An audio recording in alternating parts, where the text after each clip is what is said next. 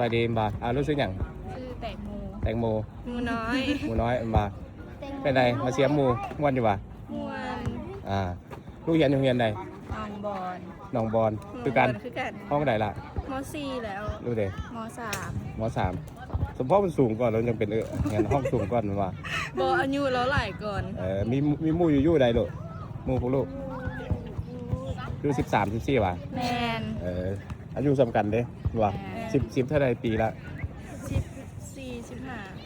นั่นแหละมันแหละไปไหนลูกเข้าเรียนอีเลอร์นิ่งหรอวะหมู่น้อยเลยสอนหมู่เด้ดาวน์โหลดแอปมาดาวน์โหลดแอปมาเรียนอีเลอร์นิ่งหมู่น้อยมีนี่พวกเจ้าบ่ได้เรียนกีฬาเตะบอลนะอาจารย์ให้เข้าเรียนนั้นพวก AI เรียนนั้นเด้อเวลาว่างแล้วบ่ได้เล่นเกมติบ่เล่นแล้วเด้อส่วนหลายชีวิตเบิ่งเต้นหนังเบิ่งแต่ Netflix ว่ะจะเบิ่งหลาย Netflix ก็ได้คุณโมมาอยู่ใกล้เอื้อยไหมลูกมาผู้ใดจะเข้ากล้องมาหาเอื้อยไปมาผู้ใดจะเข้ากล้องดูเอื้อยหน่อยสบายดีก่อนเห็นกล้องแล้วต้องสบายดีมาว่าไม่ได้ตื่นนอนแล้วว่ะอาทิตย์นี้ตัดผมแล้วดินี่ไม่ป่ะ